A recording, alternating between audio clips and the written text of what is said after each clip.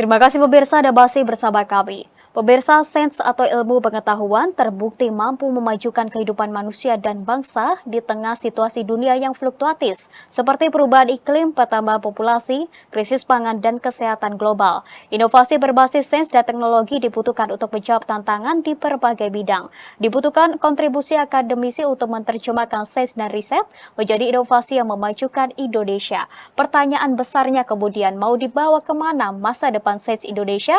Berikut informasi selengkapnya untuk Anda. Halo pemirsa, bertemu kembali bersama saya Mona Azharinisak dalam kanal siaran berita pemerintah.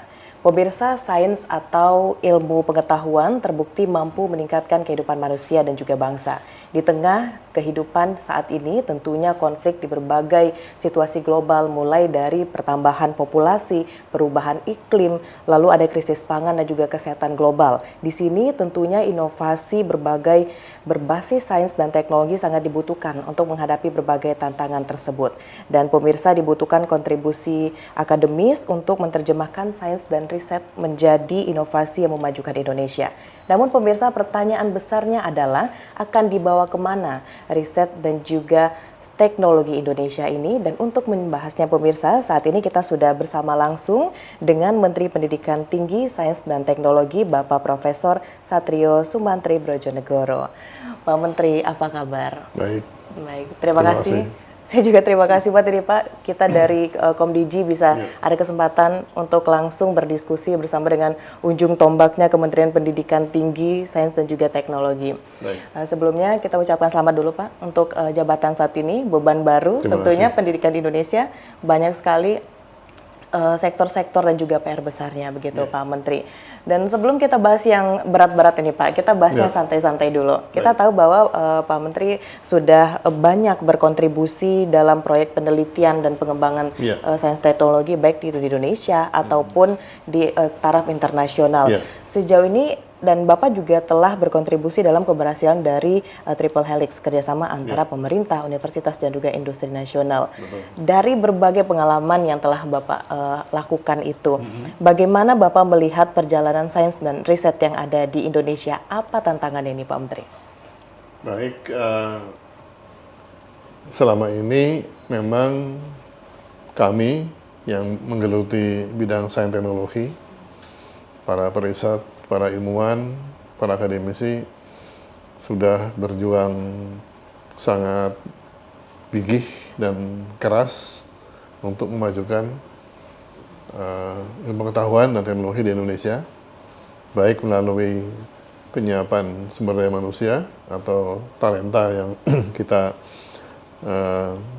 latih, kita didik, juga kegiatan riset dan pengembangan yang tujuannya untuk meningkatkan kemampuan Indonesia dalam bidang iptek, diwujudkan dengan beberapa industri atau teknologi yang kita miliki untuk masa depan.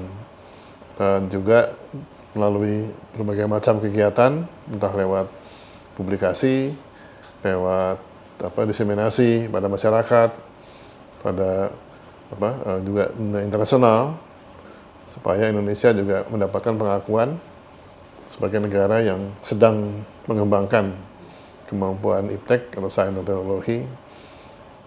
Karena kami sangat percaya bahwa tanpa pengembangan iptek atau sains teknologi ini, Indonesia akan sulit keluar dari jebakan pendapatan menengah atau middle income trap. Nah, itu sebabnya sudah kami berjuang selama ini, ya cukup lama. Memang belum secepat atau seberhasil yang kami harapkan, karena kalau dibandingkan negara lain, mereka juga maju, kita juga maju. Mereka maju lebih cepat. Nah, tantangannya adalah bagaimana kita mempercepat kemampuan kita supaya dengan negara-negara lain kita punya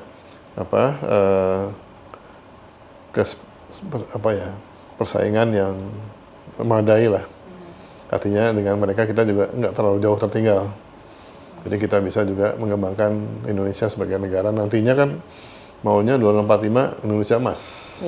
Target yang lumayan cita-cita besar berat. Indonesia gitu. Iya. Baik, berarti yang menjadi tantangannya kita harus lebih cepat, setidaknya sama dengan negara lain gitu ya Pak Menteri ya.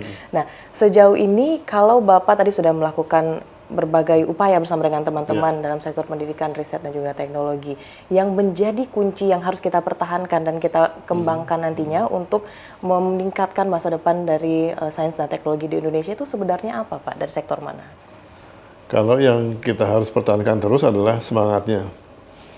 Saya tahu teman-teman kami semua, baik yang lebih senior, juga lebih junior atau yang seumur dengan saya itu, mereka punya kemampuan yang luar biasa, semangatnya luar biasa. Bahkan mereka tidak jarang mau bekerja, tidak harus diberikan penghargaan apapun itu ya. Yang penting ilmunya bisa dikembangkan, bermanfaat untuk masyarakat. Itu demikian, mereka sangat gigihnya untuk itu. Nah, memang yang kita hadapi saat ini di Indonesia, kenapa belum semaju negara lain yang sudah memang lebih dahulu dan lebih aktif pengembangan ipteknya, ada beberapa dukungan regulasi yang belum sesuai. Kemudian kalau bicara keuangan, pastilah tentunya kan kurang ya, meskipun orang bilang ya nggak pernah cukup sih, kurang terus itu. Tapi ada kadar pendanaan yang kalau itu diberikan, mekanismenya betul, itu bisa mempercepat pertumbuhan kemampuan iptek kita ke depan. Itu yang sedang kami upayakan. Nah, kami di kementerian ini sedang berusaha juga untuk menyusun beberapa kriteria ataupun sistem untuk menciptakan ekosistem penelitian dan pengembangan untuk pengembangan sains dan teknologi.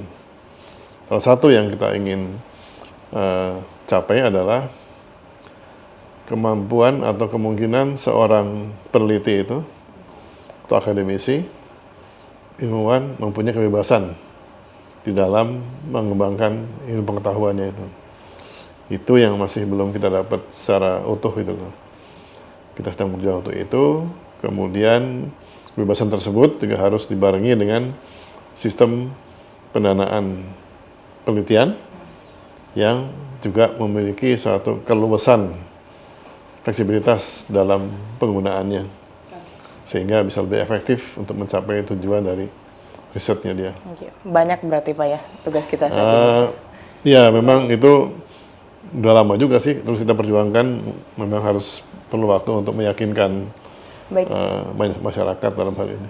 Dan saat ini Pak Menteri, yang menjadi perhatian juga dari banyak orang adalah pada saat dilantik oleh Presiden Prabowo Subianto ini, setiap menteri tentu ada tugas masing-masing yang.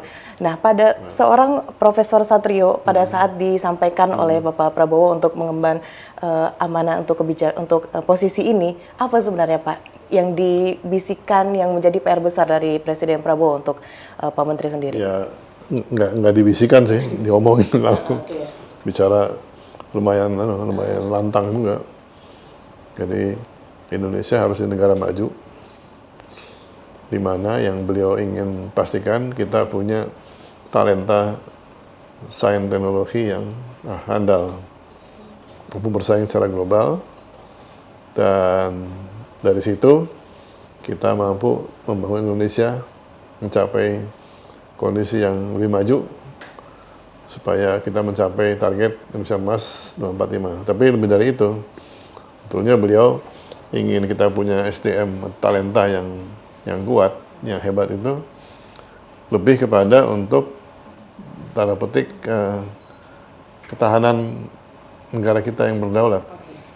Karena kita lihat di belahan bumi di sebelah barat, sebelah timur, secara geopolitik kan banyak sekali sekarang ya gejolak-gejolak antar negara dan sebagainya.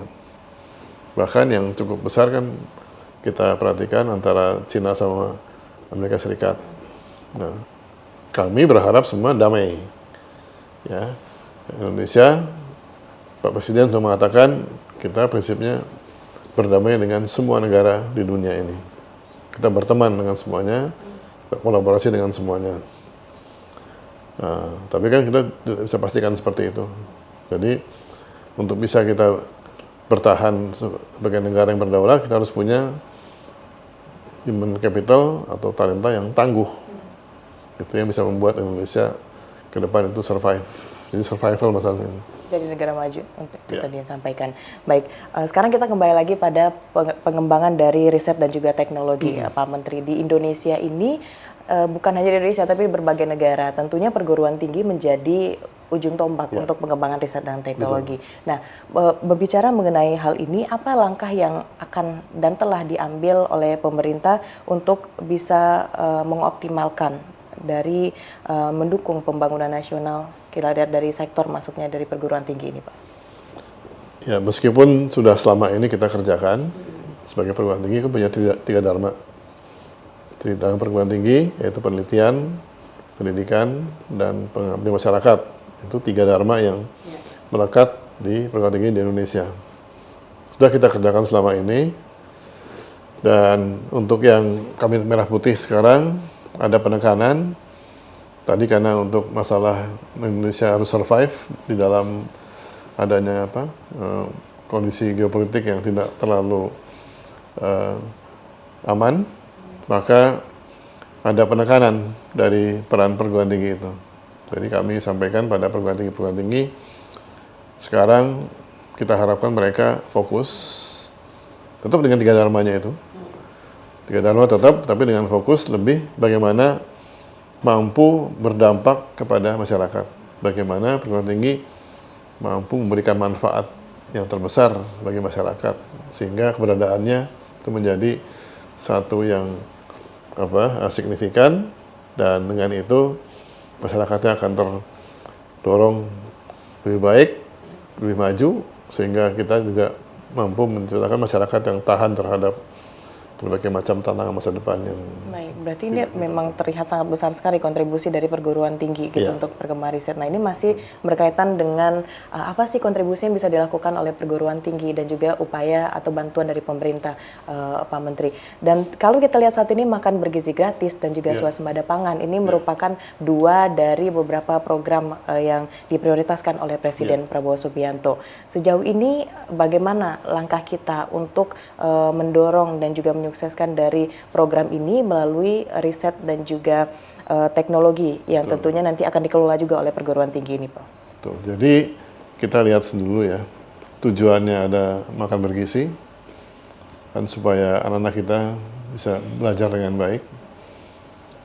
Karena belajar dengan baik, mereka akan jadi nanti insan yang akan sukses dalam pembelajarannya, bisa belajar lebih lanjut lagi sampai ke perguruan tinggi, dan seterusnya akhirnya jadi talenta nasional yang bisa kita andalkan untuk pengembangan Indonesia masa depan.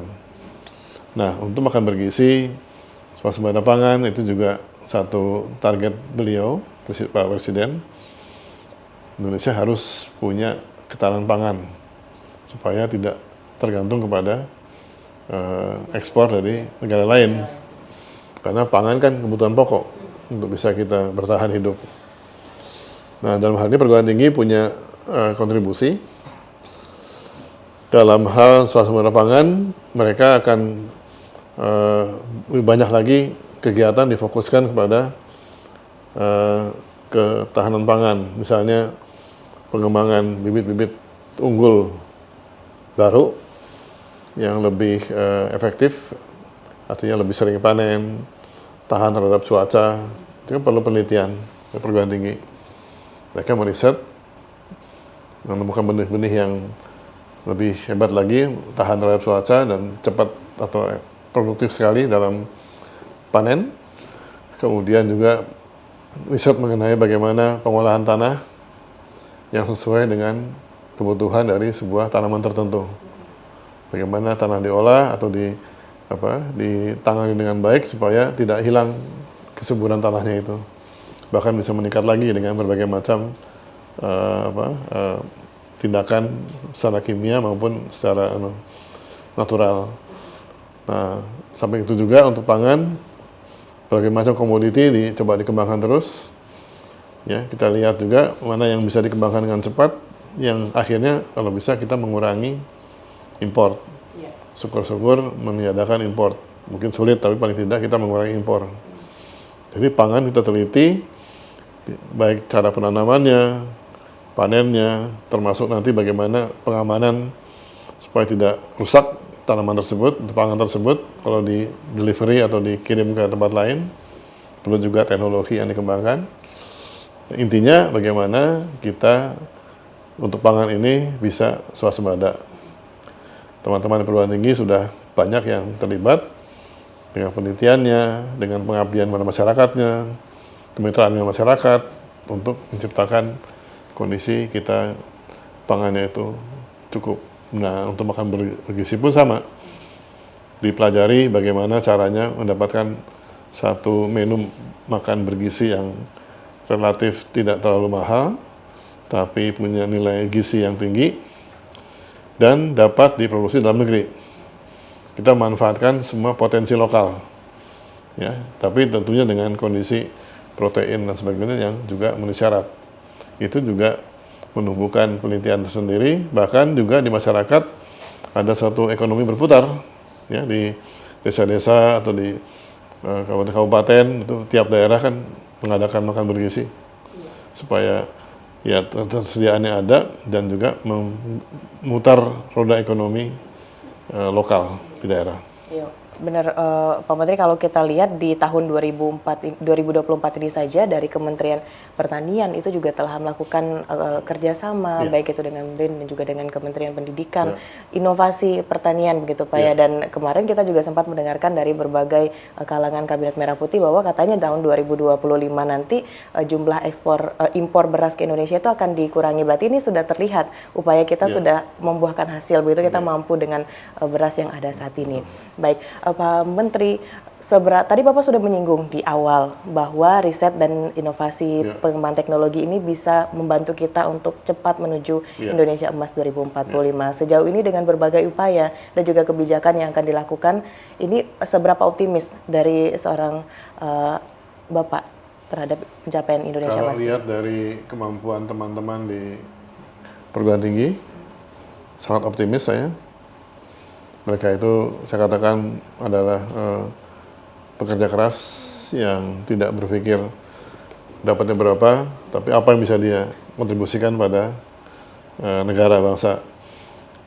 Ya, tadi kelembagaan di masing-masing perguruan tinggi juga mereka saya rasa cukup memadai, bahkan ada yang layak sekali untuk bisa menghasilkan karya penelitian yang tinggi. Nah, juga dengan komitmen dari Presiden Prabowo untuk mendorong kegiatan pengembangan SDM bidang STEM, Science, Teknologi, Engineering, Mathematics, tulang punggung untuk Saintek yang mampu menghasilkan industri yang bernilai tambah tinggi. Beliau komit untuk itu, dan beliau juga komit untuk kegiatan riset dan pengembangan yang diarahkan kepada kemampuan produksi dalam negeri. Karena beliau mengatakan lebih baik kita beli mahal, tapi itu barang yang kita buat sendiri, daripada kita impor yang mungkin lebih murah harganya. Tujuannya apa? Kita supaya tidak tergantung kepada impor. Nah, dengan komitmen beliau seperti itu, kemudian kami di lapangan juga sudah sangat siap dan menanti betul adanya komitmen dari Presiden kita, Pak Prabowo.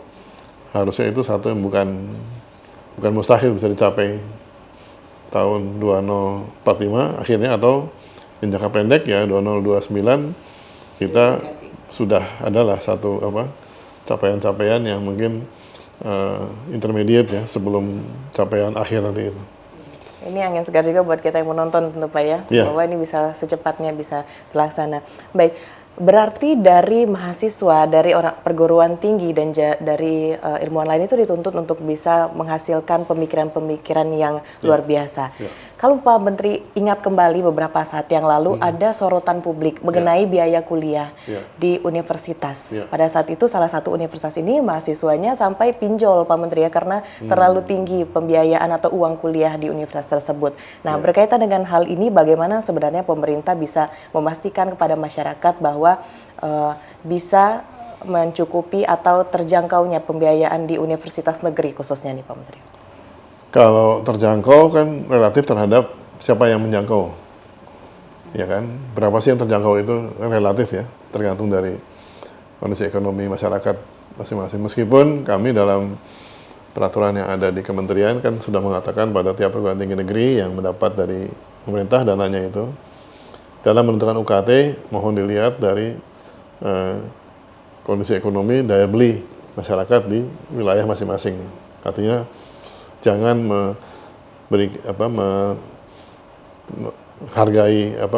menentukan UKT-nya itu di atas dari kewajaran. Nah, UKT pun juga ada beberapa tahap sebenarnya. Ada yang terendah, ada yang tertinggi. Dulu kan tujuannya yang tertinggi itu untuk yang mampu supaya subsidi silang bagi yang tidak mampu. Yang tidak mampu itu dikenakan UKT yang paling rendah. Nah, tapi ya dalam praktek adalah kadang-kadang tidak sesuai itu. Tapi kalau tadi kaitkan dengan pinjol, jadi kalau uang kuliah itu terlalu tinggi, mungkin untuk yang bersangkutan memang terlalu tinggi. Tapi sebetulnya di tiap kampus itu ada skema beasiswa. Ya, tiap kampus punya dana beasiswa. Sebetulnya anak yang memang mau kuliah tapi ekonominya mungkin tidak memenuhi syarat atau tidak mampu, bisa minta beasiswa ke perguruan tingginya. Ada beasiswa, jadi nggak usah lari ke pinjol. Minta beasiswanya, pasti dikasih kok, kalau emang betul ya. Betul nggak mampu dan betul dia memang mau belajar, pasti ada beasiswa dari tiap-tiap perguruan tinggi. Apalagi yang kan pemerintah sudah menyediakan dana. Saya bilang di dalam banyak pertemuan dengan mahasiswa, kalau you memang mau kuliah serius, ekonomi pun mungkin nggak mampu, saya pastikan Anda tidak akan pasti bisa kuliah gitulah, ya nggak usah takut itu, nggak usah serius. Jadi pinjol itu ya mungkin ada 1 atau 2 anak yang mungkin atau 10 anak yang memang nyoba-nyobalah pinjol, siapa tahu kan mungkin memang tidak ingin mengganggu ekonomi keluarga begitu Pak ya, mempermudah. Jadi jalannya salah gitu. Tapi kalau orang yang berpikirnya seperti itu, dia ngambil judi dong, ya kan? Ngambil pinjaman itu, yang seperti itu. Mendingan dia minta aja ke kampusnya itu. Beasiswa ya Pak ya? Pasti dikasih, pasti ada. Baik, berarti sudah ada solusi begitu dari pemerintah, kita ada tahap-tahapan atau tingkat-tingkatan untuk uang kuliah tersebut. Terakhir Pak Menteri, ini mungkin kita minta closing statement saja untuk teman-teman atau pemirsa yang menonton saat ini mengenai bagaimana kedepannya pemerintah akan membawa riset dan juga saintek yang ada di Indonesia ini.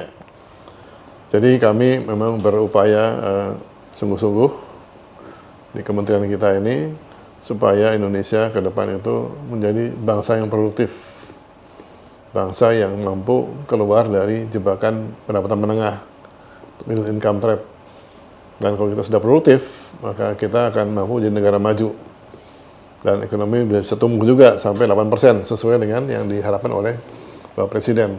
Nah kalau tercapai, dengan SDM yang juga sangat mumpuni ke depan, insya Allah, maka 2045 Indonesia emas itu bukan sesuatu yang tidak mungkin. Baik, terima kasih Profesor Satrio selaku Menteri Pendidikan Tinggi, Sains dan Teknologi sudah banyak sekali memberikan kita berbagai informasi terbaru mengenai dunia pendidikan dan juga riset. Terima kasih banyak Pak Menteri.